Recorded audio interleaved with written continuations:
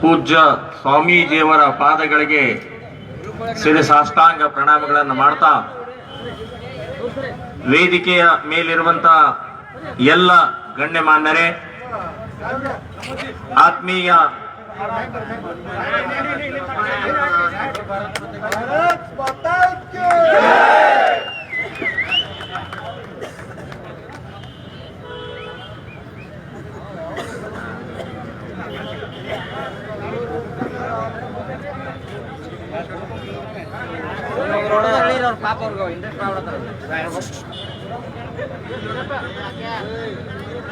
ಮೊದಲನೇದಾಗಿ ಛತ್ರಪತಿ ಶಿವಾಜಿ ಮಹಾರಾಜರ ಚರಿತ್ರೆಯನ್ನ 8 ವರ್ಷದಿಂದ ಅಧ್ಯಯನ ಮಾಡಿ ಮರಾಠಿ ಲೇಖಕರನ್ನ ಭೇಟಿಯಾಗಿ ಅವರ ಜೊತೆಗೆ ಸಂವಾದ ಚರ್ಚೆ ಮಾಡಿಕೊಂಡು ಯಾವ ನೆಲದಲ್ಲಿ ಯಾವ ಭೂಮಿಯಲ್ಲಿ ಛತ್ರಪತಿ ಶಿವಾಜಿ ಮಹಾರಾಜರು ಓಡಾಡಿದಂಥ ವಿಜಯಪುರದಲ್ಲಿ ಇಲ್ಲಿ ಕಿರಣ್ ಕಾಳೆ ಅವರು ಬರೆದಂತಹ ಪುಸ್ತಕ ನಿಜವಾಗಿಯೂ ಕುಲಕರ್ಣಿಯವರು, ಆನಂದ್ ಕುಲಕರ್ಣಿ ಅವರು ಹೇಳಿದರು, ಬಹಳ ವಿವರವಾಗಿ ಚೆನ್ನಾಗಿ ಹೇಳಿದರು. ಕಿರಣ್ ಕಾಳೆ ಅವರಿಗೆ ಅಭಿನಂದನೆಗಳನ್ನ ನಾನು ಹೇಳ್ತಾ ಇದ್ದೀನಿ. ಬಂಧುಗಳೇ, ಈಗಾಗಲೇ ಛತ್ರಪತಿ ಶಿವಾಜಿ ಮಹಾರಾಜರ ಬಗ್ಗೆ ಕಿರಣ್ ಕಾಳೆ ಅವರು ಬಹಳ ಚೆನ್ನಾಗಿ ಹೇಳಿದರು, ಪುಸ್ತಕದ ವಿವರವನ್ನು ಹೇಳಿದರು. ಆನಂದ ಕುಲಕರ್ಣಿ ಅವರು, ನಾವು ಸಾಕಷ್ಟು ಸಲ ಕೇಳಿದೀವಿ. ಇವತ್ತು ಛತ್ರಪತಿ ಶಿವಾಜಿಯ ಸಂಬಂಧಪಟ್ಟ ಹಾಗೆ ಸಂಕುಚಿತ ಭಾವನೆಗಳು ಬರ್ತಾ ಇದ್ದಾವೆ. ಒಂದು ಚೌಕಟ್ಟಿನಲ್ಲಿ ಇಡುವಂತಹ ಪ್ರಯತ್ನ ನಡೀತಾ ಇದೆ. ಮಹಾರಾಷ್ಟ್ರದವರು ಮರಾಠಿ ಅನ್ನುವಂತ ಭಾವನೆಗಳನ್ನ ಮರಾಠ ಜಾತಿ, ಮರಾಠಿ ಭಾಷೆ ಮತ್ತು ಮಹಾರಾಷ್ಟ್ರದ ರಾಜ್ಯದವರು ಅಂತ ಎಂದು ಯಾವತ್ತಿಗೂ ಕೂಡ ಛತ್ರಪತಿ ಶಿವಾಜಿ ಮಹಾರಾಜರು ಮರಾಠ ಅಥವಾ ಮಹಾರಾಷ್ಟ್ರದ ಸಂಬಂಧಪಟ್ಟಾಗಿ ಹೋರಾಟ ಮಾಡಲಿಲ್ಲ. ಇಡೀ ಹಿಂದೂಗಳ ಸಂಬಂಧಪಟ್ಟ, ಹಿಂದೂಸ್ತಾನದ ಸಂಬಂಧಪಟ್ಟಾಗಿ ಹೋರಾಟ ಮಾಡಿದಂತ ಏಕೈಕ ವೀರ ಛತ್ರಪತಿ ಶಿವಾಜಿ ಮಹಾರಾಜರು. ಅವರನ್ನ ಸಂಕುಚಿತ ಮಾಡಬೇಡಿ, ಸಣ್ಣವರನ್ನ ಮಾಡಬೇಡಿ. ಇನ್ನು ಕೆಲವೊಂದು ಜನರಿಗೆ ಭಾಷಾ ವಿವಾದದಿಂದ, ಕನ್ನಡ ಮರಾಠಿಯಿಂದ ಶಿವಾಜಿ ಮೇಲೆ ಗುರಿ ಮಾಡ್ತಾರೆ. ಇಲ್ಲಿ ಮರಾಠ ನಿಗಮ ಮಂಡಳಿ ಕರ್ನಾಟಕದಲ್ಲಿ ಮಾಡಿದ ತಕ್ಷಣ ಏನು ಸಿಕ್ಕಾಪಟ್ಟೆ ವಿರೋಧ ಪ್ರಾರಂಭ ಆಯ್ತು. ಇಲ್ಲಿ ಕರ್ನಾಟಕದಲ್ಲೂ ಇದ್ದಂತ ಮರಾಠಿ ಮಾತನಾಡುವಂಥವರು ಕಲ್ತಿದ್ದು ಕನ್ನಡ ಮಾತಾಡ್ತಾರವರು, ಕನ್ನಡಿಗರವರು. ಅವ್ರಿಗೆ ನಿಗಮ ಮಂಡಳಿ ಮಾಡಿದ್ದಕ್ಕೆ ವಿರೋಧ ಯಾಕೆ? ಉರ್ದು ನಿಗಮ ಮಂಡಳಿ ಮಾಡಿದಾಗ ನೀವು ಬಾಯಿ ಮುಚ್ಕೊಂಡಿರ್ತೀರಿ,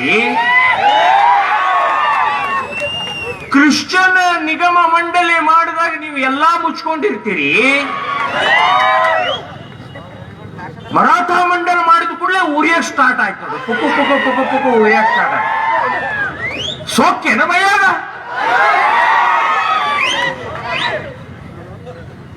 ಭಾಷೆಯಿಂದ ಇಲ್ಲೆಲ್ಲ ಒಟ್ಟಾಗಿ ಒಂದಾಗಿದ್ದೀವಿ. ಇದೆ ಈ ಕರ್ನಾಟಕದಲ್ಲಿ ಭಾಷಾ ವಿವಾದ ಹಚ್ಚಿ ನಿಮ್ಮ ದೊಡ್ಡಸ್ತಿಗೆ ತೋರ್ಸಕ್ ಹೋಗಬೇಡಿ. ಯಾವುದಕ್ಕೆ ವಿರೋಧ ಮಾಡಬೇಕು ಅಂತನ್ನುವಂಥದ್ದು ಅವಾಗೆಲ್ಲ ಸುಮ್ಮನೆ ಇರ್ತೀರಿ. ಮರಾಠರು ಈ ಕರ್ನಾಟಕದಲ್ಲಿ ಬಹಳ ದೊಡ್ಡ ಕೊಡುಗೆ ಇದೆ ಅವ್ರದ್ದು. ಬೆಂಗಳೂರಿನಲ್ಲಿ ಛತ್ರಪತಿ ಶಿವಾಜಿ ಮಹಾರಾಜರ ಶಹಾಜಿ ಮಹಾರಾಜರು ಬೆಂಗಳೂರಿನಲ್ಲೇ ಆಸ್ಥಾನ ಆಗಿತ್ತು, ಬೆಂಗಳೂರು ಕೇಂದ್ರ ಆಗಿತ್ತು ಅವ್ರದ್ದು. ಸುಲ್ತಾನರ ಅಲ್ಲಿ ಸರ್ದಾರ್ ಆಗಿದ್ರು ಅವರು.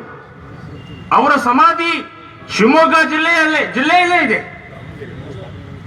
ಹೀಗಾಗಿ ಇವತ್ತು ಮಹಾಪುರುಷರನ್ನ, ಅದು ಅಂಬೇಡ್ಕರ್ ಇರಬಹುದು, ಸಂಗೊಳ್ಳಿ ರಾಯಣ್ಣ ಇರಬಹುದು, ಬಸವಣ್ಣನವರು ಇರಬಹುದು, ಕಿತ್ತೂರು ರಾಣಿ ಚೆನ್ನಮ್ಮ ಇರಬಹುದು, ಅವರನ್ನ ಜಾತಿಯಿಂದ ಗುರುತಿಸಿ ಅವರನ್ನ ಸಣ್ಣವರು ಮಾಡಬೇಡಿ.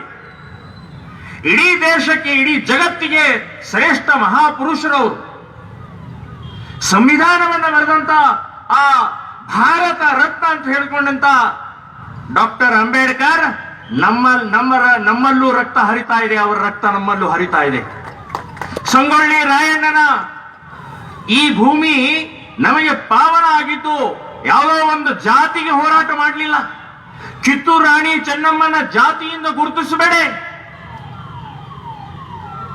ಹಿಂದೂಸ್ತಾನದ ಹೆಮ್ಮೆಯ ಮಹಾಪುರುಷರು.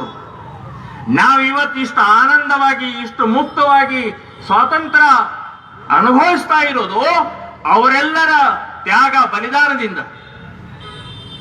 ಛತ್ರಪತಿ ಶಿವಾಜಿ ಮಹಾರಾಜರು ಜೀರೋ, ಏನೂ ಇರಲಿಲ್ಲ. ಸೈನ್ಯ ಇಲ್ಲ, ಹಣ ಇಲ್ಲ, ಶಸ್ತ್ರ ಇಲ್ಲ, ಏನೇನೂ ಇಲ್ಲದಂತ ಸಮಯದಲ್ಲಿ ಹುಟ್ಟಿದಂತ ಛತ್ರಪತಿ ಶಿವಾಜಿ ಮಹಾರಾಜ್ ಜೀರೋದಿಂದ ಹೀರೋ ಆದರು. ಬಂಧುಗಳೇ, ಈಗಾಗಲೇ ನಮ್ಮ ಪೂಜ್ಯ ಸ್ವಾಮೀಜಿಯವರು ಉಲ್ಲೇಖ ಮಾಡಿದರು, ಜೀಜಾ ಮಾತಾ ತಾಯಿ ಇವತ್ತು ನಮ್ಮ ಮನೆಗೆ ಜೀಜಾ ಮಾತಾ ಬೇಕಾಗಿದೆ. ಜೀಜಾ ಮಾತಾ ಗೊತ್ತಿತ್ತು. ಇವರ ಶಿವಾಜಿಯ ಜನ್ಮ ಆದ ತಕ್ಷಣ ಬೆಂಗಳೂರಿಗೆ ಕರ್ಕೊಂಡು ಹೋಗ್ಬೇಕಾಗಿತ್ತು. ಯಾಕೆ? ಅಪ್ಪ ಅಲ್ಲಿದ್ದಾನೆ, ಅಪ್ಪ ಅಲ್ಲಿ ಸರ್ದಾರ್ ಇದ್ದಾನೆ. ಸೊ ಹೀಗಾಗಿ ಶಿವಾಜಿಯನ್ನ ಕರ್ಕೊಂಡು ಹುಟ್ಟಿದ ನಂತರ ಅಲ್ಲಿ ಕರ್ಕೊಂಡು ಹೋಗ್ಬೇಕಾಗಿತ್ತು. ಆದರೆ ಶಹಾಜಿ ಮಹಾರಾಜರು ಮತ್ತು ಜೀಜಾ ಮಾತಾ ಯೋಚನೆಯನ್ನ ಮಾಡಿದ್ರು, ಇಲ್ಲಿ ಬೇಡ, ನಾನು ಗುಲಾಮಿ ಸರ್ದಾರ ಇದ್ದೀನಿ, ಬಿಜಾಪುರದ ಸುಲ್ತಾನನ ನಾನು ಸರ್ದಾರ ಇದ್ದೀನಿ, ಇಲ್ಲಿ ಬೇಡ, ಅಲ್ಲೇ ಬೆಳೆಸು, ಅಲ್ಲೇ ಇರ್ಲಿ ಅಂತ ಹೇಳಿ ಪೂನಾ ನಗರದಲ್ಲಿ ಜೀಜಾ ಮಾತಾ ನಿರ್ಣಯ ಮಾಡಿದ್ರಿಂದ ಅಲ್ಲಿ ಬೆಳೆದವನು. ಬಂಧುಗಳೇ, ಏನೇನೂ ಇಲ್ಲದಂಥ ಆ ಶಿವಬಾನ ಛತ್ರಪತಿ ಮಾಡಬೇಕಾದ್ರೆ ಆ ಮಹಾ ತಾಯಿ ಎಷ್ಟು ಕಷ್ಟಪಟ್ಟಿದ್ದಾಳೆ, ಎಷ್ಟು ನೊಂದಿದ್ದಾಳೆ, ಎಷ್ಟು ಅಪಮಾನ ಆಗಿದೆ. ಆದರೂ ಹಠ ಬಿಡದೆ, ಛಲ ಬಿಡದೆ ಇವತ್ತು ನಮ್ಮ ದೇವಸ್ಥಾನಗಳನ್ನ ಒಡೆದು ಹಾಕಿದ್ದಾರೆ. ಗಂಟೆಯ ನಿನಾದ ಇಲ್ಲ. ಇವತ್ತು ನಾವು ಪೂಜೆ ಮಾಡ್ತಾ ಇರುವಂತ ಆಕಳನ್ನ ಕತ್ತರಿಸ್ತಾ ಇದ್ದಾರೆ, ತಿಂತಾ ಇದ್ದಾರೆ. ನಮ್ಮ ಹಿಂದೂ ಸ್ತ್ರೀಯರು ಹೊರಗೆ ಬೀಳಕ್ಕಾಗ್ತಾ ಇಲ್ಲ. ನಮ್ಮ ಹಿಂದೂಗಳು ಮುಕ್ತವಾಗಿ ಬದುಕಕ್ಕಾಗ್ತಾ ಇಲ್ಲ. ಇದೆಲ್ಲ ನಿವಾರಣೆ ಮಾಡಬೇಕಾದ್ರೆ ನಾನು ಶಿವಬನ್ನೇ ಬೆಳೆಸಬೇಕು, ನನ್ನ ಮಗನನ್ನೇ ಬೆಳೆಸಬೇಕು ಅಂತ ಹೇಳಿ ನಿರ್ಧಾರ ಮಾಡಿದಂತ ಮಹಾ ತಾಯಿ ಜೀಜಾ ಮಾತಾ.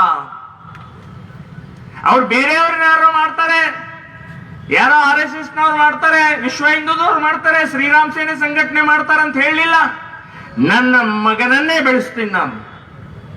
ಈ ಭೂಮಿಯ ಮೇಲೆ ಗೋಮಾತೆಯ ಒಂದು ಹನಿ ರಕ್ತ ಬೆಳೆಸ್ಕೊಡುದಿಲ್ಲ.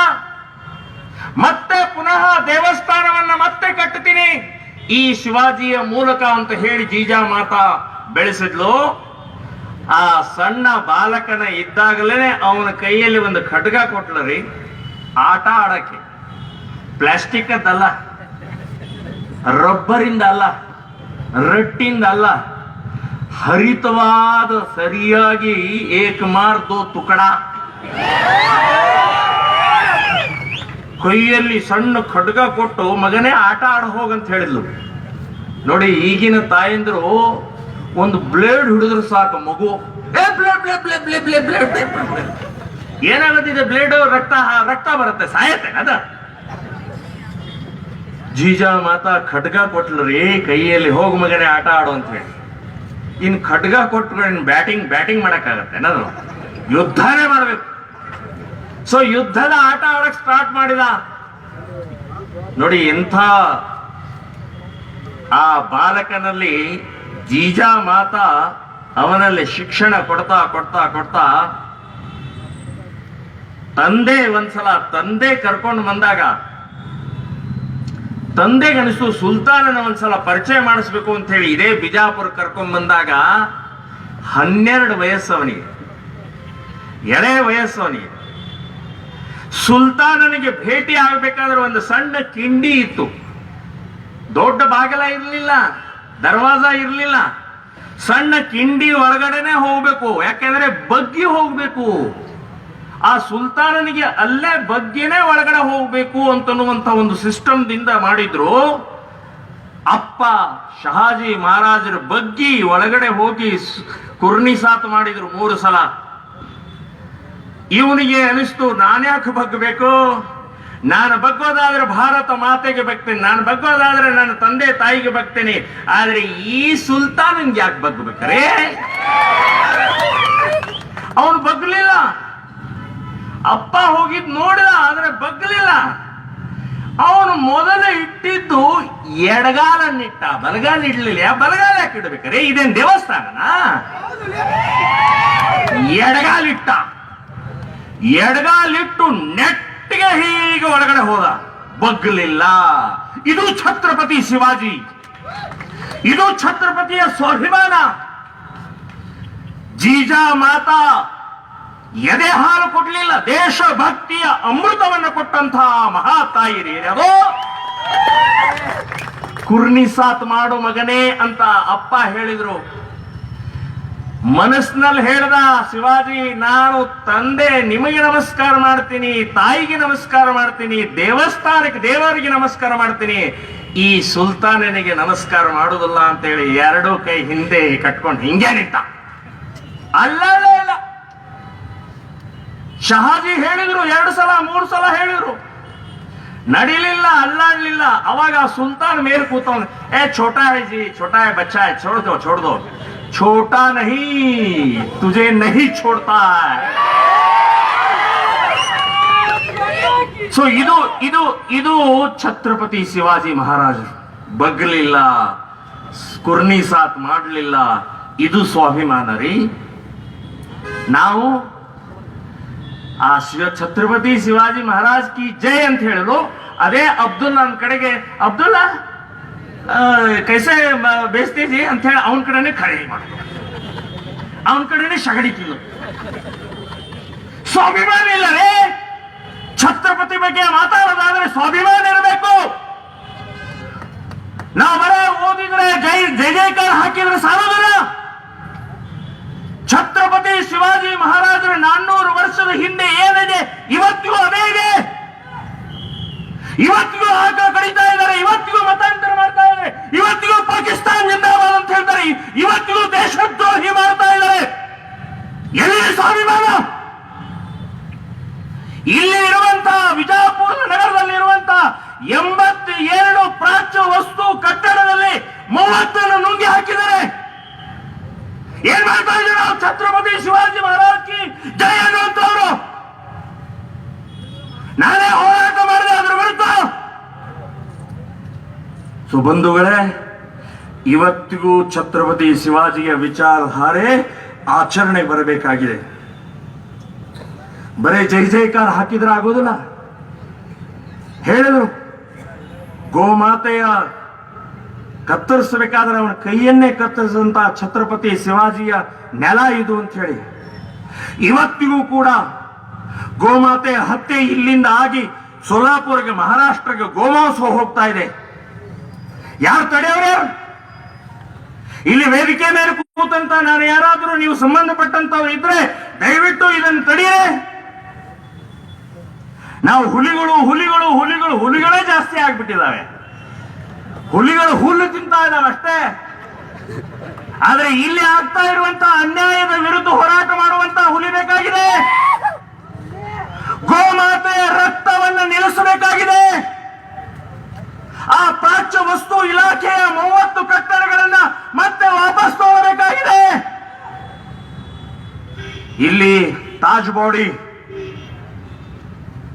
ಗಣಪತಿಯ ವಿಸರ್ಜನೆಯ ಅತ್ಯಂತ ಪವಿತ್ರವಾದಂತಹ ಕ್ಷೇತ್ರ ಇವತ್ತು ನೀವಲ್ಲಿ ಗಣಪತಿ ವಿಸರ್ಜನೆ ಮಾಡಕ್ ಆಗ್ತಾ ಇಲ್ಲ. ನಿಮ್ಮ ಬಾಯಿಂದ ಛತ್ರಪತಿ ಶಿವಾಜಿ ಮಹಾರಾಜ್ ಕಿ ಜೈ ಅಂತ ಬರಬಾರ್ದು. ತಾಜ್ ಬಾಡಿ ಅದು ಮತ್ತೆ ನಮ್ ಕಡೆಗೆ ವಾಪಸ್ ಬರ್ಬೇಕು. ನಮ್ ಕಡೆ ಅಂದ್ರೆ ಸರ್ಕಾರದ ಕಡೆ ವಾಪಸ್ ಬರೋ ತನಕ ನಾವು ಹೋರಾಟವನ್ನ ಮಾಡ್ತೀವಿ ಅಂತನ್ನುವಂಥದ್ದು ಈ ಸಂಕಲ್ಪ ಮಾಡ್ಬೇಕು ನಾವು. ಇಂಥವು ಎಷ್ಟೋಗಳನ್ನು ನುಂಗಿ ಹಾಕ್ತಾ ಇದ್ದಾರೆ.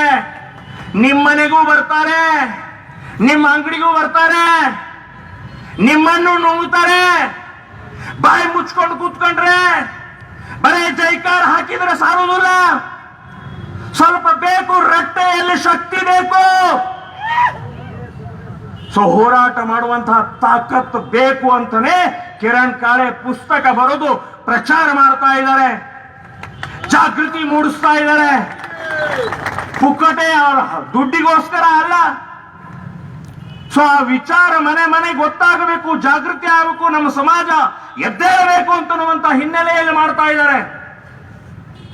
ಬಂಧುಗಳೇ, ಛತ್ರಪತಿ ಶಿವಾಜಿ ಮಹಾರಾಜರು ಸೈನ್ಯವನ್ನ ಕಟ್ಟಿದ್ದು ಹೇಗೆ ಏನು ಅಂತಂದ್ರೆ 16ನೇ ವಯಸ್ಸು.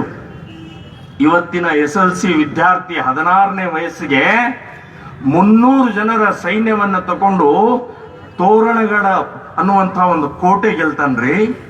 16ನೇ ವಯಸ್ಸಿಗೆ ಒಂದು ಕೋಟೆಯನ್ನ ಗೆದ್ದಾದ ನಂತರ ಜೀಜಾ ಮಾತಾ ತಾಯಿ ಹೇಳ್ತಾನೆ, ಐ तोरणगड मी जिंकलोय, आता पुढचं मला जिंकायला आशीर्वाद दे. ನೋಡಿ ಇಂಥ ಅವನು ಹೇಳ್ತಾನ, ನಾನು ತೋರಣಗಡ ಮೊದಲನೇ ಕೋಟೆ ಗೆದ್ದಿದ್ದೀನಿ, ಇನ್ನು ಮುಂದಿನ ಕೋಟೆ ಗೆಲ್ಲಕ್ಕೆ ನನಗೆ ಆಶೀರ್ವಾದ ಮಾಡು ಅಂತ ಹೇಳಿದಂತ ಛತ್ರಪತಿ ಶಿವಾಜಿ 16ನೇ ವಯಸ್ಸಿಗೆ ಕೋಟೆ ಗೆದ್ದಾರೆ. ಮತ್ತು ಇಂಥವ್ರನ್ನವರು ಸೈನ್ಯ ಯಾವುದು, ಟ್ರೈನಿಂಗ್ ಇಲ್ಲ, ಡ್ರೆಸ್ ಇಲ್ಲ. ಸೊ ಅಂತ ಆ ಸಮಯದಲ್ಲಿ ದುಡ್ಡಿಲ್ಲ, ಶಸ್ತ್ರ ಇಲ್ಲ. ಅಂತ ಸಮಯದಲ್ಲಿ ಗುಡ್ಡಗಾಡ ಜನರ ಮಾವಳಿಗರನ್ನೇ ಕಟ್ಟಿಕೊಂಡು ರೈತ ಮಕ್ಕಳನ್ನ, ಕಾರ್ಮಿಕ ಮಕ್ಕಳನ್ನ, ಎಲ್ಲ ಅಂತವರನ್ನೇ ಕಟ್ಟಿಕೊಂಡು ಅವರಲ್ಲಿ ದೇಶಭಕ್ತಿಯನ್ನ, ಅವರಿಗೆ ಟ್ರೈನಿಂಗ್ ಕೊಟ್ಟು, ಅವರಿಗೆ ಶಸ್ತ್ರ ಕೊಟ್ಟು 300ಕ್ಕಿಂತ ಹೆಚ್ಚು ಕೋಟೆ ಗೆದ್ದಂತ ವೀರ ಛತ್ರಪತಿ ಶಿವಾಜಿ ಮಹಾರಾಜರು.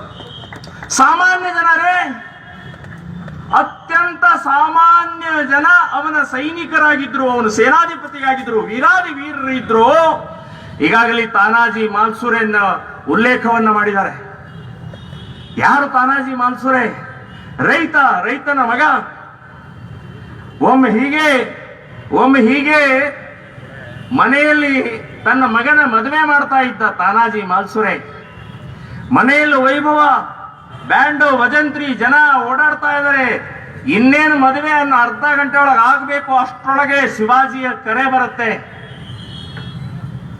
ತಾನಾಜಿ ಮಾಲ್ಸುರೆ ಮಹಾರಾಜ್ ಕರೀತಾ ಇದ್ದಾರೆ ಅಂತ ಮದುವೆ ನಿಲ್ಲಿಸಿ, ಅವನ ತಾನಾಜಿ ಮಾಲ್ಸುರೆ ಹೆಂಡತಿ ಹೇಳ್ತಾಳೆ, ಇನ್ನೇನು ಅರ್ಧ ಗಂಟೆ ಮೂಡ್ತಾ ಇದೆ, ಅಕ್ಕಿ ಕಾಳು ಹಾಕಿ ನೀವು ಹೋಗಿ. ಇಲ್ಲ, ಶಿವಾಜಿ ಮಹಾರಾಜರು ಕೂಡ್ಲೇ ಬರಬೇಕು ಅಂತ ಹೇಳಿ ಕರೆ ಕೊಟ್ಟಿದ್ದಾರೆ ಅಂತ ಹೇಳಿ ಹೋಗ್ತಾನೆ. ಅಲ್ಲಿ ಮೇಲೆ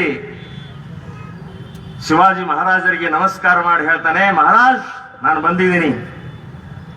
ಆವಾಗ ಮಹಾರಾಜರು ಹೇಳ್ತಾರೆ, ಈಗಾಗಲೇ ಹೇಳಿದ ಹಾಗೆ ಆ ಕೊಂಡಾಣದ ಹಸಿರ ಬಾವುಟ ನನ್ನ ತಾಯಿ ಬೆಳಗ್ಗೆ ಎದ್ದ ತಕ್ಷಣ ಸೂರ್ಯನ ಪೂಜೆ ಮಾಡೋ ಹೊತ್ತಿಗೆ ಅದು ಅಡ್ಡ ಬರ್ತಾ ಇದೆಯಾ, ಅದನ್ನ ತೆಗೆಯುವಂತಹ ತಾಕತ್, ಆ ಹಸಿರ ಬಾವುಟವನ್ನ ತೆಗೆದು ಕೊಂಡಾಣವನ್ನ ಗೆದ್ದು ಅಲ್ಲಿ ಕೇಸರಿ ಬಾವುಟ ಹಾರಿಸುವಂತ ತಾಕತ್ ಇರೋದು ತಾನಾಜಿ, ಅದಕ್ಕೆ ನಿನ್ನನ್ನು ಕರೆದಿದ್ದೀನಿ ಅಂತ ಹೇಳಿದ್ರು. ತಾನಾಜಿಗೆ ಬಹಳ ಆನಂದ ಆಗ್ಬಿಡುತ್ತೆ, ನನ್ನ ಶಕ್ತಿಯ ಸಾಮರ್ಥ್ಯವನ್ನ ಮಹಾರಾಜರು ನನ್ನ ಗುರುತಿಡೋದಲ್ಲ ಅಂತ ಹೇಳಿ. ಎಸ್ ಮಹಾರಾಜ್, 24 ಗಂಟೆ ಒಳಗಡೆ ನಾನು ಅದನ್ನ ಗೆದ್ದು ನಿಮ್ಮ ಕಾಲಡಿಗೆ ಇಡ್ತೀನಿ ಮತ್ತು ಕೇಸರಿ ಬಾವುಟ ಹಾರಿಸ್ತೀನಿ ಅಂತ ಹೇಳಿ ಹೊರಡಬೇಕಾದ್ರೆ ಶಿವಾಜಿ ಮಹಾರಾಜರು ಕೇಳ್ತಾರೆ, ತಾನಾಜಿ ನನ್ನ ಕರೆ ಬಂದಾಗ ನೀನ್ ಏನ್ ಮಾಡ್ತಾ ಇದ್ದೆಪ್ಪ ಅಂತ ಕೇಳ್ತಾರೆ. ನನ್ನ ಮಗನ ಮದುವೆ ಮಾಡ್ತಾ ಇದ್ದೇನೆ. ಆಯ್ತಾ ಮದುವೆ? ಇಲ್ಲ. ಅರೆ ಮದುವೆ ಮುಗಿಸ್ಕೊಂಡು ಬರ್ಬೋದಾಗಿತ್ತಲ್ಲ.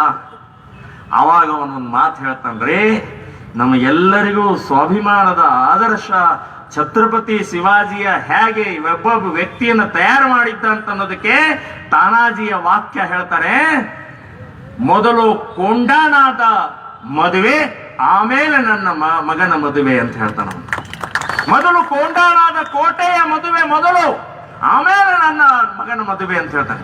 ಇದು ದೇಶದ ಕರೆ, ದೇಶ ಮೊದಲು ಆಮೇಲೆ ಉಳಿದಲ್ಲ ಅಂತನ್ನುವಂತ ಒಂದು ಆದರ್ಶ ತೋರಿಸ್ಕೊಟ್ಟಂತ ತಾನಾಜಿ ಮಾಲ್ಸೆ ಹೋಗಿ ಯುದ್ಧದಲ್ಲಿ ಅಲ್ಲಿ ಸಾವನ್ನ ಹೋಗ್ತಾನೆ. ಸಾವಾದ ಮೇಲೆ ಅಲ್ಲಿ ಛತ್ರಪತಿ ಶಿವಾಜಿ ಹೇಳ್ತಾರೆ, ಒಂದು ಮಾತು ಹೇಳ್ತಾರೆ, ಗಡ ಆಲ ಪಣ ಸಿಂಹ ಗೆಲ. ಕೋಟೆ ಗೆದ್ದಿವಿ ಆದರೆ ನನ್ನ ಸಿಂಹ ಹೋಯ್ತು ಅಂತ ಹೇಳ್ತಾನೆ. ಅದಕ್ಕೆ ಕೊಂಡಾಣ ಇದ್ದಿದ್ದನ್ನ ಕೋಟೆಯ ಹೆಸರು ಸಿಂಹಗಡ್ ಅಂತ ಇರ್ತಾರೆ, ತಾನಾಜಿ ಹೆಸರು ಸಿಂಹಗಡ್ ಅಂತ ಇರ್ತಾರೆ.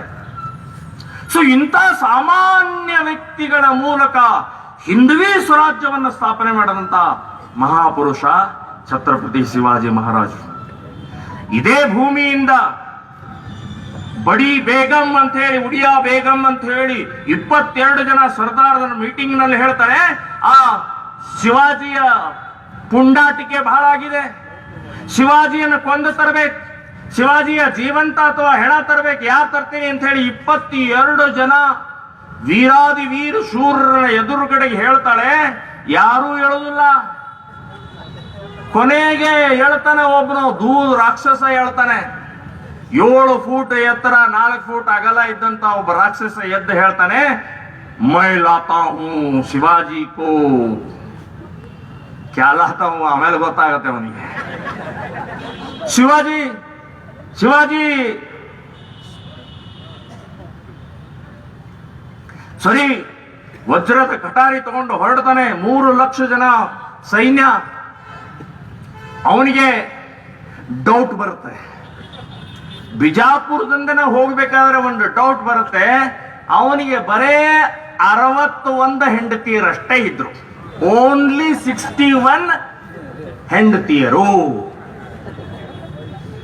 ಅವನಿಗೆ ನಾನು ಗೆದ್ದು ಬರ್ತೀನಿ ಅಂತ ಅನಿಸ್ಲಿಲ್ಲ. ಅಕಸ್ಮಾತ್ ಸತ್ರೆ ಅನ್ನುವಂತ ಡೌಟ್ ಏನಿತ್ತಲ್ಲ, ವಾಪಸ್ ಇಲ್ಲಿ ನನ್ನ ಹೆಂಡತಿಯರ ಕಥೆ ಏನು ಅಂತ ಹೇಳಿ ಒಬ್ಬೊಬ್ರನ್ನು ಕೊಂದು ಹಾಕ್ತಾ ಒಬ್ಳು ಓಡಿ ಹೋದ ಕೂಡ ಅಲ್ಲಿ ಹೋಗಿ ಕೊಂದು ಹಾಕಿದ. ಇವತ್ತಿಗೂ ಕೂಡ ಬಿಜಾಪುರ ನಗರದಲ್ಲಿ ಸಾಟ್ ಖಬರ್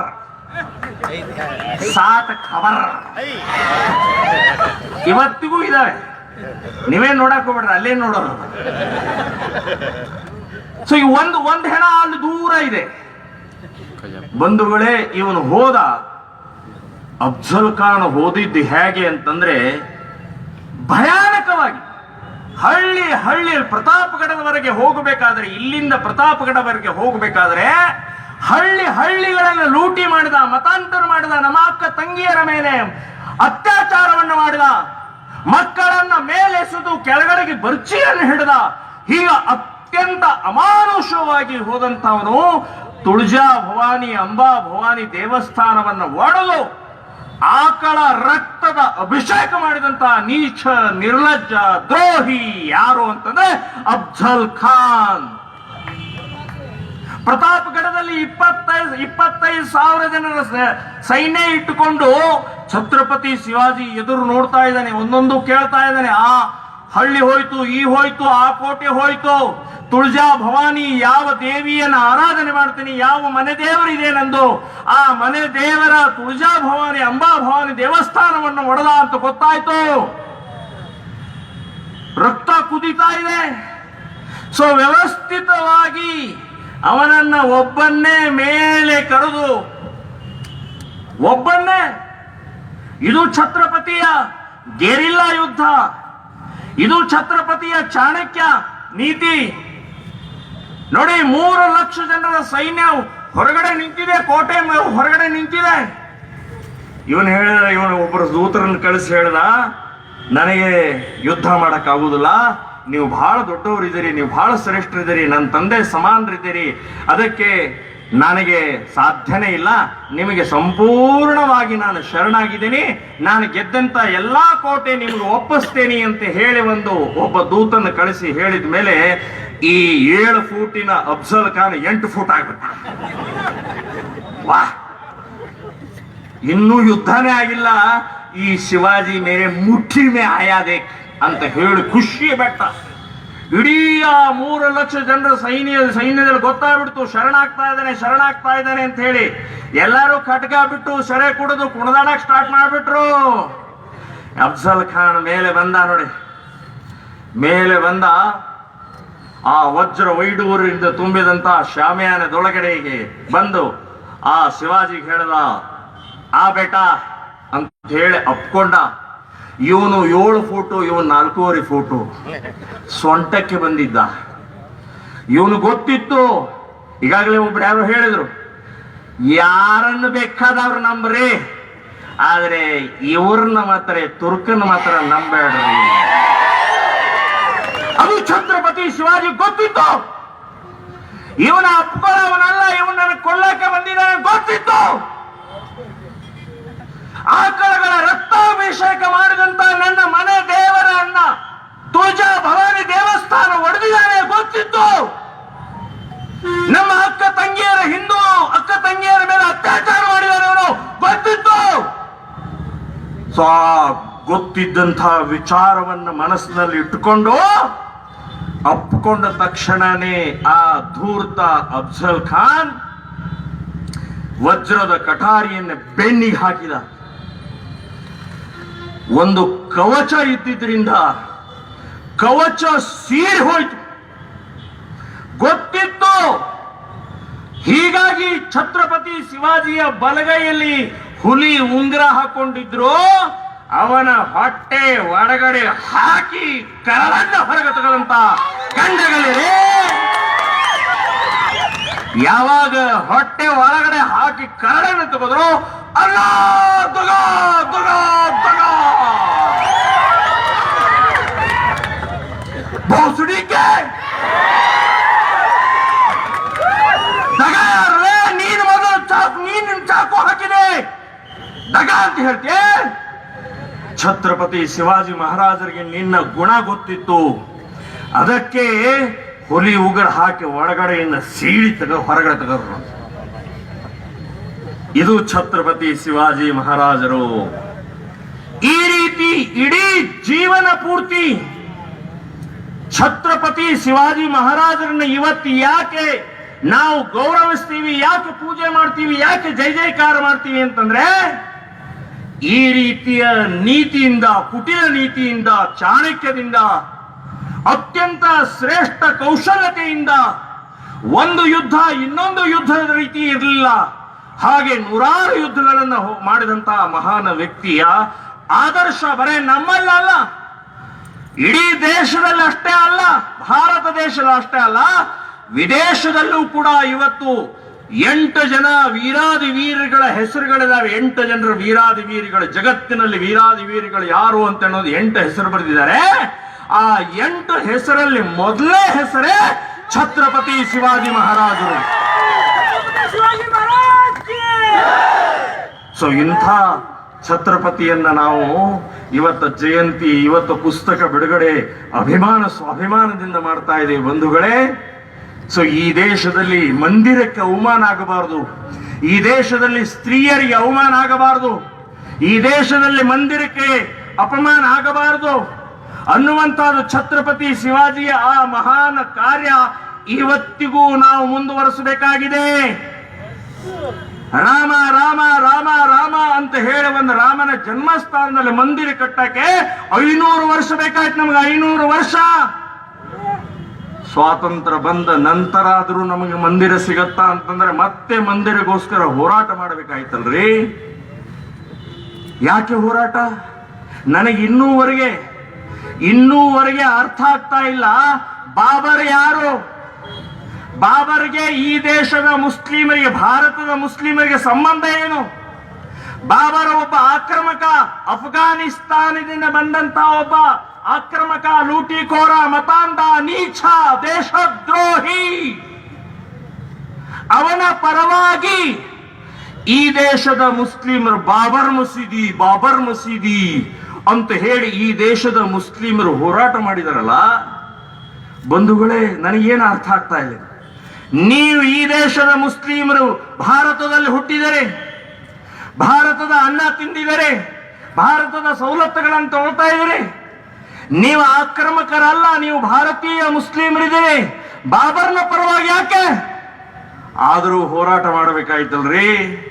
ಎಷ್ಟೋ ಸುಮಾರು 60-70 ವರ್ಷ ಹೋರಾಟ ಮಾಡ್ತಾ ಮಾಡ್ತಾ ಜೈಲು, ಕೇಸು, ಗುಂಡು ಎಲ್ಲನೂ ಅನುಭವಿಸ್ಬಿಟ್ಟಿವಿ. ನಾನು ಹೇಳೋದು ಕೋರ್ಟು, ಇಲ್ಲಿ ವಕೀಲರು ಕೂತಿದ್ದಾರೆ, ಕೋರ್ಟ್ ಹೇಗೆ ಎಕ್ಸೆಪ್ಟ್ ಮಾಡುತ್ತೆ? ಬಾಬರ್ ಒಬ್ಬ ಆಕ್ರಮಕ ಬಂದ, ಲೂಟಿ ಮಾಡಿದ, ಹೊಡೆದ, ನಮ್ಮ ಮಂದಿರವನ್ನು ಹೊಡೆದ, ಮಸೀದಿ ಕಟ್ಟಿದ, ವಾಪಸ್ ಹೋಗಿ ಅವನ ಅಲ್ಲಿ ಅಫ್ಘಾನಿಸ್ತಾನದಲ್ಲಿ ಸಮಾಧಿ ಮಾಡಿದರು. ಈಗ ತಿಪ್ಪಿ ಒಳಗೆ ಸಮಾಧಿ ಇದೆ, ಯಾರು ಕೇಳೋರಿಲ್ಲ, ಬೇಡವರಿಲ್ಲ. ಅಂಥವರ ಪರವಾಗಿ ಈ ದೇಶದ ಮುಸ್ಲಿಮರು ಹೋರಾಟ ಮಾಡಿದ್ರಲ್ರಿ. ನಿಮಗೆ ಸಂಬಂಧ? ನಾನು ಈ ದೇಶದ ಭಾರತೀಯ ಮುಸ್ಲಿಮರು ಕೇಳ್ತಾ ಇದ್ದೀನಿ, ಬಾಬರ್ ನಿಮ್ಮ ಅಪ್ಪನ, ಅಜ್ಜನ, ಕಾಕನ, ಮಾಮನ, ಏನು? ನಿಮಗೇನು ಸಂಬಂಧ? ಒಬ್ಬ ದೇಶದ್ರೋಹಿಯ ಪರವಾಗಿ, ಒಬ್ಬ ಮತಾಂಧರ ಪರವಾಗಿ, ಒಬ್ಬ ರಾಮನ ದೇವಸ್ಥಾನ ಹೊಡೆದಂತವರ ಪರವಾಗಿ ನೀವು ಹೋರಾಟ ಮಾಡಬೇಕಾದ್ರೆ ನಮ್ಮ ದೇಶದ ದೌರ್ಬಲ್ಯ ನೋಡ್ರಿ ಎಂಥಾದರು. ಅದಕ್ಕೆ ಸಾಕ್ಷಿ ಬೇಕು, ಅದಕ್ಕೆ ಆಧಾರ ಕೊಡಿ. ಅಲ್ಲೇ ಹುಟ್ಟಿದಾರಂತ ಅನ್ನೋದಕ್ಕೆ ಏನ್ ಸರ್ಟಿಫಿಕೇಟ್ ಇದೆಯಾ? ನೂರಾರು ರೀತಿ ಕೇಳ್ತಾರೆ. ಅವತ್ತೇ ಹೇಳ್ಬೇಕಾಗಿತ್ತು, ನಾವು 100 ಕೋಟಿ ಭಾರತೀಯರು ರಾಮನ ಭಕ್ತರಿದ್ದೀವಿ, ರಾಮನ ರಕ್ತ ನಮ್ಮಲ್ಲಿ ಹರಿತಾ ಇದೆ, ಇದೇ ಸಾಕ್ಷಿ ಅಯೋಧ್ಯದಲ್ಲಿ ಹುಟ್ಟಿದ್ದಾರೆ ಅಂತ ನಾವು ಹೇಳಬೇಕಾಗಿತ್ತು. ಹೇಳಲಿಲ್ಲ ರೀ, ಹೇಳಲಿಲ್ಲ. ದುರ್ದೈವದಿಂದ ನಾವು ಹೋರಾಟ ಮಾಡಬೇಕಾಯ್ತು. ಕೋರ್ಟ್ ಹೇಗೆ ಎಕ್ಸೆಪ್ಟ್ ಮಾಡುತ್ತೆ? ಕೋರ್ಟ್ ಹೇಳಬೇಕಾಗಿತ್ತು, ಬಾಬರ್ ಈ ದೇಶದವನಲ್ಲ, ಈ ಕೇಸ್ ತಗೊಳಕ್ಕಾಗೋದಿಲ್ಲ ಅಂತ ಹೇಳಿ ಬಿಸಾಕ್ಬೇಕಾಗಿತ್ತು. ಕೋರ್ಟು ತಗೊಳ್ತು, ಕೋರ್ಟು ಕೇಳ್ತು ನಮಗೆ ಅದಕ್ಕೆ ದಾಖಲೆ ದಾಖಲೆ ದಾಖಲೆ ಅಂತ ಹೇಳಿ. 70 ವರ್ಷ ಜನರಿಗೆ ಸಾಕಾಯ್ತು. ತಳಪಳ ಎಲ್ಲರಿಗೂ ಸಾಕಾಗಿ ಕೊನೆಗೆ 1992 ಡಿಸೆಂಬರ್ 6ನೇ ತಾರೀಕು 7 ಲಕ್ಷ ಜನ ಹೋದ್ರು ಇಡೀ ದೇಶದಿಂದ. ಜೈ ಶ್ರೀರಾಮ್, ಜೈ ಶ್ರೀರಾಮ್, ಜೈ ಶ್ರೀರಾಮ್. ಜಾತಿ, ಮತ, ಪ್ರಾಂತ, ಭಾಷೆ, ಪಕ್ಷ ಭೇದ ಇಲ್ಲದೆ 7 ಲಕ್ಷ ಜನ ಹೋದ್ರು. ಆ ಬಾಬರ್ನ ಮಸೀದಿಯನ್ನ 6 ಗಂಟೆ ಒಳಗೆ ಪುಡಿ ಪುಡಿ ಪುಡಿ ಪುಡಿ ಮಾಡಿ ಅಲ್ಲಿ ಒಂದು ಸಣ್ಣ ಮಂದಿರ ಕಟ್ಟಿ ವಾಪಸ್ ಬಂದೇ ಬಿಟ್ರು. ಇದು ಹಿಂದೂ ಸಮಾಜದ ತಾಕತ್. ಒಟ್ಟಾದರೆ ಒಂದಾದರೆ ಏನ್ ತಾಕತ್ತಿದೆ ಅದು ಡಿಸೆಂಬರ್ 6ನೇ ತಾರೀಕು 92ನೇ ಇಸ್ವಿಯಲ್ಲಿ ನಮ್ಮ ತಾಕತ್ ತೋರಿಸಿದೀವಿ. ಸೊ ಹಿಂದೂ ಸಮಾಜ ಇವತ್ತು ಕಿರಣ್ ಕಾಳೆಯ ಒಳಗಡೆ ಇರುವಂತ ಕಳಕಳಿ ಏನು ಅಂತಂದ್ರೆ, ಹಿಂದೂ ಸಮಾಜ ಛತ್ರಪತಿ ಶಿವಾಜಿಯ ಚರಿತ್ರೆಯನ್ನು ಓದಿ ಕ್ಷಾತ್ರತ್ವ, ಹೋರಾಟ, ನಮ್ಮನ್ನ ತಾಕತ್ತು ಬೇಕಾಗಿದೆ. ಅದಕ್ಕೆ ಜಾಗೃತಿ, ಅದಕ್ಕೆ ಸಂಘಟನೆ ಮಾಡೋಗೋಸ್ಕರನೇ ಇವತ್ತು ಪುಸ್ತಕ ಬಿಡುಗಡೆ ಮಾಡಿದ್ದಾರೆ ಅಂತ ನೆನಪಿಟ್ಕೊಳ್ಳಿ ಬಂಧುಗಳೇ. ಇಂಥ ಛತ್ರಪತಿ ಶಿವಾಜಿ ಮಹಾರಾಜರ ಇರುವಂತಹ ಸಮಯದಲ್ಲಿ ರಾಮನಿಗೆ ಅವಮಾನ ಈ ದೇಶದಲ್ಲಿ ಆಗ್ತಾ ಇದೆ ಅಲ್ರಿ. ರಾಮ ಕುಡುಕ ಇದ್ದ, ರಾಮ ಏಕಪತ್ನಿ ವ್ರತ ಇರಲಿಲ್ಲ, ರಾಮ ಮಾಂಸಾಹಾರಿ ತಿಂತ ಇದ್ದ, ರಾಮ ಏನೇನೋ ಅಂತ ಹೇಳಿ ಒಬ್ಬ ಸೈತಾನ್, ಭಗವಾನ್ ಅಲ್ಲ ಸೈತಾನ್, ಅವನು ಹೇಳ್ತಾ ಇದ್ದ. ಸೊ ಅಂದ್ರೆ ರಾಮನಿಗೆ ಏನ್ ಬೇಕಾದ, ಯಾರು ಬೇಕಾದವ್ರು ಏನ್ ಬೇಕಾದ ಮಾತಾಡೋದ? ನಿಮಗೆ ನಂಬಿಕೆ ಇರ್ಲಿಕ್ಕಿಲ್ಲ, ನಿಮಗೆ ಒಪ್ಪಿಗೆ ಇರ್ಲಿಕ್ಕಿಲ್ಲ, ಆದ್ರೆ ನಮಗೂ ನಂಬಿಕೆ ಇದೆ, ಒಪ್ಪಿಗೆ ಇದೆ. ರಾಮನನ್ನು ಮರ್ಯಾದಾ ಪುರುಷೋತ್ತಮ ಅಂತ ಹೇಳಿ ಈ ದೇಶದಲ್ಲಿ ನಾವು ಪೂಜೆ ಮಾಡ್ತೀವಿ. ರಾಮನಿಗೆ ಏನ್ ಬೇಕಾದ ಮಾತಾಡ್ತೀರಿ. ಅದು ಏನ್ ಬೇಕಾದ ಮಾತಾಡಿದ್ದಕ್ಕೆ ಒಬ್ಬ ಹೆಣ್ಣು ಮಗಳ್ರಿ, ಸಾಮಾನ್ಯ ಹೆಣ್ಣು ಮಗಳು, ಒಬ್ಬಳ ವಕೀಲಿ ವೃತ್ತಿ ಮಾಡ್ತಾ ಇರುವಂತಹ ಮೀರಾ ರಾಘವೇಂದ್ರ ಅವನ ಮುಖಕ್ಕೆ ಶಗಣಿ ಹಚ್ಚಿದ್ರು. ಕಪ್ಪ ಬಳದ ಬಿಟ್ರು. ಅಲ್ಲಿಂದ ಹೊರಗೆ ಬರಬೇಕು ಆದ್ರೂ ಬಳದ್ಬಿಟ್ರು. ಮುಖ ನೋಡ್ಬೇಕಾಗಿತ್ತು. ಅದು ಮುಖ ರಾವಣನ ಮುಖ ಆಗಿತ್ತು, ಶೂರ್ಪಣಿಕೆ ಮುಖ ಆಗಿತ್ತು. ಎಲ್ಲರೂ ಹಾವು ಕೋರ್ಟ್ನಾಗ ಯಾಕೆ ಮಾಡ್ಬೇಕಾಗಿತ್ತು, ಹಂಗ್ ಮಾಡ್ಬೇಕಾಗಿತ್ತು, ಮತ್ತೆ ಮಾಡ್ಬೇಕ್ರಿ? ರಾಮನನ್ನು ಬಯ್ಯ ಇನ್ನೇನ್ ಮಾಡ್ಬೇಕು?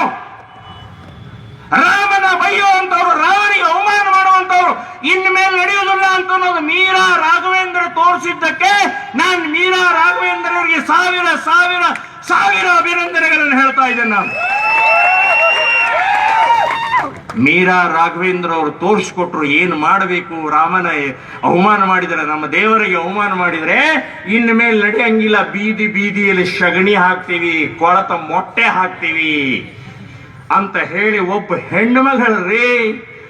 ಹೆಣ್ಣು ಮಗಳು ತೋರಿಸಿಕೊಟ್ಟಂತಹದ್ದು ಇದೇ ಶಿವಾಜಿಯ ಸ್ಫೂರ್ತಿ ಪಡಿಬೇಕಾಗಿತ್ತು. ಇದು ನಡೆಯಂಗಿಲ್ಲ ಇನ್ಮೇಲೆ. ಆ ರಾಮನ ಜನ್ಮಸ್ಥಾನದ ದೇವಸ್ಥಾನ ಕಟ್ಟಕ್ಕೆ ನಾವು ನಿಧಿ ಸಮರ್ಪಣಾ ಅಭಿಯಾನ, ಸಂಗ್ರಹ ದೇಣಿಗೆ ಅಂತ ಹೇಳಲಿಲ್ಲ ರೀ. ಏನ್ ಹೇಳಿದೆ ನಾವು? ಸಮರ್ಪಣಾ ಅಂತ ಹೇಳಿದ್ವಿ. ಎಂಥ ಒಳ್ಳೇದು. ದುಡ್ಡು ಬೇಕಾಗಿಲ್ಲ ರೀ, ರಾಮನ ದೇವಸ್ಥಾನಕ್ಕೆ ದುಡ್ಡು ಬೇಕಾಗಿಲ್ಲ. ಟಾಟಾ ಹೇಳಿದ್ರು ನಾನು ಕಟ್ಟುತ್ತೀನಿ, ಅದು ಎಷ್ಟು ಅಂತಸ್ತು ಕಟ್ಟಬೇಕು ಹೇಳಿ, ಎಷ್ಟು ಎಕರೆಯಲ್ಲಿ ಕಟ್ಟಬೇಕು ಹೇಳಿ, ನಾನು ಕಟ್ಟುತ್ತೀನಿ ಅಂತ ಹೇಳಿದ್ರು. ಅಂಬಾನಿ ಹೇಳಿದ್ರು, ಇನ್ಯಾರೋ ಅದಾನಿ ಹೇಳಿದ್ರು, ಇನ್ಯಾರ್ಯಾರೋ ಹೇಳಿದ್ರು. ಆದರೆ ಒಪ್ಪಲಿಲ್ಲ. ನಮಗೆ ಅದಾನಿ, ಅಂಬಾನಿ, ಟಾಟಾ, ಬಿರ್ಲಾ ಮಂದಿರ ಬೇಡ, ನಮಗೆ ರಾಮನ ಮಂದಿರ ಬೇಕಾಗಿದೆ, ಈ ದೇಶದ ಮಂದಿರ ಬೇಕಾಗಿದೆ. ಅದಕ್ಕೆ ಮನೆಗೆ ಹೋಗಿ, ಹಳ್ಳಿಗೆ ಹೋಗಿ 10 ರೂಪಾಯಿ, 100 ರೂಪಾಯಿ, 1000 ರೂಪಾಯಿ ಎಷ್ಟು ಕೊಡ್ತಾರೆ ಅಷ್ಟು ತಗೊಂಡು ಆ ಭವ್ಯ ದೇವಸ್ಥಾನವನ್ನ ನಮ್ಮ ಮಂದಿರ ಆಗ್ಬೇಕಾದ್ರೆ, ರಾಮನ ಮಂದಿರ ಆಗ್ಬೇಕಾಗಿದೆ ಅಂತ ಹೇಳಿ ಕಟ್ಟಿದೀವಿ. ಅದಕ್ಕೂ ಅಪಸ್ಸರ. ಲೆಕ್ಕ ಕೊಡ್ರಿ ಅಂತ 89 ಇಟ್ಟಿಗೆ ತಗೊಂಡೋದ್ರಿ, ಯಾವಾಗೂ ಕಲೆಕ್ಟ್ ಮಾಡಿದ ಅದ್ರ ಲೆಕ್ಕ ಕೊಡ್ರಿ ಅಂದ್ರೆ 30 ವರ್ಷ ಹಿಂದಿನ ಲೆಕ್ಕ ಕೊಡ್ಬೇಕು ಇವರಿಗೆ. ನಾನು ಮಾಜಿ ಇಬ್ರು ಮುಖ್ಯಮಂತ್ರಿಗೆ ಕೇಳ್ತೀನಿ, ನೀವು 2 ಸಲ ಮುಖ್ಯಮಂತ್ರಿಗಳಾದ್ರಿ, ನಿಮ್ದು ಲೆಕ್ಕ ಕೊಡ್ರಿ, ನೀವ್ ಎಷ್ಟು ತಿಂದಿದ್ದೀರಿ ಅನ್ನೋದು. ನೀವು ಲೆಕ್ಕ ಕೊಡ್ರಿ. ರಾಮನ ಬಗ್ಗೆ ಲೆಕ್ಕ ಕೇಳ್ತೀರಿ ನೀವು. ನಿಮ್ಮ ರಾಜಕೀಯ ಭ್ರಷ್ಟಾಚಾರದ ಕನ್ನಡಕ ತೆಗೀರಿ. ಹೊರಗಡೆ ಜಗತ್ತಿನಲ್ಲಿ RSS ಶುದ್ಧ ಪ್ರಾಮಾಣಿಕ ಒಂದು ಸಂಸ್ಥೆ ಇದೆ, ವಿಶ್ವ ಹಿಂದೂ ಪರಿಷತ್ ಪ್ರಾಮಾಣಿಕ ಸಂಸ್ಥೆ ಇದೆ, ರಾಮನ ಭಕ್ತರು ಪ್ರಾಮಾಣಿಕರಿದ್ದಾರೆ. ಒಂದೇ ಒಂದು ರೂಪಾಯಿಯ ದುರುಪಯೋಗ ಆಗುವುದಿಲ್ಲ ಅಂತ ನಾನು ಹೇಳ್ತಾ ಇದ್ದೀನಿ. ಎಲ್ಲ ವ್ಯವಸ್ಥಿತವಾಗಿ ಲೆಕ್ಕದ ಪ್ರಕಾರನೇ 30 ವರ್ಷದ ಹಿಂದೆ ಇದ್ದಂಥದ್ದು ಅಕೌಂಟ್ ಇದೆ. ನೀವು ಹಾದಿ ಬೀದಿಯಲ್ಲಿ ಪ್ರೆಸ್ನವ್ರಿಗೆ ಯಾಕೆ ಕೇಳ್ತೀರಿ? ವಿಶ್ವ ಹಿಂದೂ ಪರಿಷತ್ತಿನ ಆಫೀಸಿಗೆ ಹೋಗಿ ನೀವು ಲೆಕ್ಕ ಕೊಡಿ ಅಂತ ಹೇಳಿದ್ರೆ 5 ನಿಮಿಷದಲ್ಲಿ ನಿಮಗೆ ಅಕೌಂಟ್ ಲೆಕ್ಕ ಕೊಡ್ತಾರೆ. ಎಲ್ಲೆಲ್ಲಿ ಯಾಕೆ ಹೇಳ್ತೀರಿ ನೀವು? ರಾಮನಿಗೆ ಅವಮಾನ ಮಾಡ್ತೀರಿ, RSSಗೆ ಅವಮಾನ ಅಲ್ಲ, ಬಿಜೆಪಿಗೆ ಅವಮಾನ ಮಾಡ್ತಾ ಇಲ್ಲ. ನೀವು ಅವಮಾನ ಮಾಡ್ತಾ ಇದ್ರಿ. ಈ ದೇಶದಲ್ಲಿ 130 ಕೋಟಿ ರಾಮ ಭಕ್ತರಿಗೆ ಅವಮಾನ ಮಾಡ್ತಾ ಇದ್ರಿ, ರಾಮನಿಗೆ ಅವಮಾನ ಮಾಡ್ತಾ ಇದ್ರಿ. ರಾಮನ ಶಾಪ ತಟ್ಟತ್ತೆ ಅಂತ ಅನ್ನೋದು ನೆನಪಿಟ್ಕೊಳ್ಳಿ ಬಂಧುಗಳೇ. ಈ ರೀತಿ ನೂರಾರು ರೀತಿಯ ಹೇಗೆ ಛತ್ರಪತಿ ಶಿವಾಜಿ ಮಹಾರಾಜರ ಹೋರಾಟದ ಹಿನ್ನೆಲೆಯಲ್ಲಿ ಏನೇನಾಯ್ತು, ದೆಹಲಿಯಲ್ಲಿ ರಿಂಕು ಶರ್ಮಾ ಅನ್ನುವಂಥ ಒಬ್ಬ 24 ವಯಸ್ಸಿನ ಯುವಕ ಜೈ ಶ್ರೀರಾಮ್ ಅಂತ ಹೇಳಿ ಹಣ ಸಂಗ್ರಹ ಮಾಡಿ ಓಡಾಡಿದಂತಹ ವ್ಯಕ್ತಿಗೆ ಮನೆಗೆ ನುಗ್ಗಿ ಮುಸ್ಲಿಂ ಗುಂಡಾಗಳು ಚಾಕು ಹಾಕಿ ಕೊಲ್ತಾರ್ರಿ. ರಿಂಕು ಶರ್ಮಾ ಅನ್ನುವಂಥ ಏನ್ ತಪ್ಪು, ಏನ್ ಅಪರಾಧ? ಅವನೇನ್ ಮಾಡಿದ್ದ? ರಾಮನ ದೇವಸ್ಥಾನಕ್ಕೆ ನಿರ್ಮಾಣ ಮಾಡುವಂತಹ ಅಭಿಯಾನದಲ್ಲಿ ಭಾಗವಹಿಸಿ ಜೈ ಶ್ರೀರಾಮ್ ಅಂತ ಹೇಳಿ ಓಡಾಡಿದಂತ ವ್ಯಕ್ತಿಗೆ ಈ ದೇಶದ ಮುಸ್ಲಿಮರ ಬಾಬರ ವಂಶಜರು ಅವನಿಗೆ ಚಾಕು ಹಾಕ್ತಾರಲ್ರಿ. ಅದು ಎಲ್ಲೋ ಒಂದು ಹಳ್ಳಿಯಲ್ಲ, ನಮ್ಮ ದೇಶದ ರಾಜಧಾನಿಯಲ್ಲೇ. ನಮ್ಮ ದೇಶದ ರಾಜಧಾನಿ ದೆಹಲಿಯಲ್ಲಿ. ಬಂಧುಗಳೇ, ಯೋಚನೆ ಮಾಡಿ, ಎಂಥ ಭಯಂಕರ ಭಯಾನಕವಾದಂತ ಇವತ್ತಿನ ಸ್ಥಿತಿ ಇದೆ ಅಂದ್ರೆ ರಾಮನಿಗೆ ಒಂದು ಕೋರ್ಟ್ ಹೇಳಿದೆ, ಸುಪ್ರೀಂ ಕೋರ್ಟ್ ಹೇಳಿದೆ, ಇದು ರಾಮನ ಜನ್ಮಸ್ಥಾನ, ಇದು ಹಿಂದೂಗಳಿಗೆ ಒಪ್ಪಿಸಬೇಕು, ಇದು ದೇವಸ್ಥಾನ ಕಟ್ಟಬೇಕು ಅಂತ ಹೇಳಿ ಕೋರ್ಟ್ ಹೇಳಿದರೆ, RSS ಹೇಳಿಲ್ಲ, ಬಿಜೆಪಿ ಹೇಳಿಲ್ಲ, ವಿಶ್ವ ಹಿಂದೂ ಹೇಳಿಲ್ಲ, ಶ್ರೀರಾಮ್ ಸೇನೆ ಸಂಘಟನೆ ಹೇಳಿಲ್ಲ, ಸುಪ್ರೀಂ ಕೋರ್ಟ್ ಹೇಳಿದೆ. 5 ಜನ ಜಡ್ಜರು, ಅದರಲ್ಲಿ ಒಬ್ಬ ಮುಸ್ಲಿಂ ಇದ್ದ. ಅವರೆಲ್ಲರೂ ಒಮ್ಮತದಿಂದ ಹೇಳಬೇಕಾದ್ರೆ ಇವ್ರು ಯಾಕೆ ಹೊಟ್ಟೆ ಉರಿ? ಬಾಬರ್ನ ವಂಶಜರಿಗೆ ಯಾಕೆ ಹೊಟ್ಟೆ ಉರಿ? ಬಾಯಿ ಮುಚ್ಕೊಂಡಿರಿ. ನೀವೇನಾದರೂ ಈ ರಾಮ ಭಕ್ತರನ್ನ ರಾಮ ಮಂದಿರಕ್ಕೆ ಅಡ್ಡಿಪಡಿಸಿದ್ರೆ, ಛತ್ರಪತಿ ಶಿವಾಜಿಯ ವಂಶಜರು ನಾವು ಇದ್ದೀವಿ, ನಾವು ಬರಕ್ ರೆಡಿ ಇದೀವಿ ಅಂತ ಅನ್ನೋದು ನೆನಪಿಟ್ಕೊಡ. ಸೊ ನಾನು ಹೇಳೋದಿಷ್ಟೇ, ಇವತ್ತು ಛತ್ರಪತಿಯ ಆ ಜೀವನ ಚರಿತ್ರೆ ಅವಶ್ಯಕವಾಗಿದೆ, ಬೇಕಾಗಿದೆ. ದುಷ್ಟರು, ಭ್ರಷ್ಟರು, ದೇಶದ್ರೋಹಿಗಳು, ಭಯೋತ್ಪಾದಕರು, ಪಾಕಿಸ್ತಾನ್ ಜಿಂದಾಬಾದ್ ಅಂತನ್ನುವಂತ ನೀಚರು ಇವತ್ತಿಗೂ ಇದ್ದಾರೆ. ಈ ದೇಶವನ್ನು ಮತ್ತೆ ಪಾಕಿಸ್ತಾನ ಮಾಡಬೇಕು ಅಂತ ಹೊರಟಿದ್ದಾರೆ. ಸೊ ಅದರ ವಿರುದ್ಧ ಛತ್ರಪತಿ ಶಿವಾಜಿಯ ಆ ವೀರತ ಚರಿತ್ರೆಯನ್ನು ಕಲ್ತುಕೊಂಡು ನಾವಿವತ್ತು ಸಿದ್ಧ ಆಗಬೇಕಾಗಿದೆ, ನಾವು ತಯಾರಾಗಬೇಕಾಗಿದೆ. ನಾವು ಪ್ರತಿಯೊಬ್ಬರು ಮನೆಯಲ್ಲಿ ಜೀಜಾಮಾತಾ, ಮನೆಯಲ್ಲಿ ಛತ್ರಪತಿ ಶಿವಾಜಿ ಮಹಾರಾಜರು ಬಂದ್ರೆ ಮಾತ್ರ ಮುಂದಿನ ದಿನಗಳಲ್ಲಿ ಹಿಂದೂಸ್ತಾನ್ ಹಿಂದೂಗಳಿಗೆ ಉಳಿಯುತ್ತೆ. ಇಲ್ಲಾದ್ರೆ ಬಹಳ ಕಷ್ಟ ಇದೆ ಅಂತ ನೆನಪಿಟ್ಕೊಳ್ಳಿ. ಕಿರಣ್ ಕಾಳೆ ಅಥವಾ ನಮ್ಮೆಲ್ಲರ ಕಳಕಳಿ ಇದೆ, ಹಿಂದೂ ಸಮಾಜ್ ಒಟ್ಟಾಗಬೇಕಾಗಿದೆ. ನಾನು ಲಿಂಗಾಯತ, ನಾನು ಬ್ರಾಹ್ಮಣ, ನಾನು ಹರಿಜನ, ನಾನು ಕುರುಬ, ನಾನು ಗೌಡ, ಸಾಕು. ನಿಮ್ ಮನೆಯೊಳಗೆ ಆಚರಣೆ ಮಾಡ್ರಿ, ನಿಮ್ ಮನೆಯೊಳಗೆ ಪೂಜೆ ಮಾಡ್ರಿ. ಗೌಡರಿದ್ರೆ, ಲಿಂಗಾಯತರಿದ್ರೆ, ಬ್ರಾಹ್ಮಣರಿದ್ರೆ, ದಲಿತರಿದ್ರೆ. ಹೊರಗಡೆ ಬಂದ ತಕ್ಷಣ ನೀನ್ ಯಾರು ಅಂತಂದ್ರೆ ಅಭಿಮಾನದಿಂದ ಹೇಳ್ಬೇಕು, ನಾನು ಹಿಂದೂ ಇದ್ದೀನಿ ಅಂತ ಹೇಳ್ಬೇಕು, ಹಿಂದೂ ಇದೆ ಅಂತ. ಅವಾಗ ಮಾತ್ರ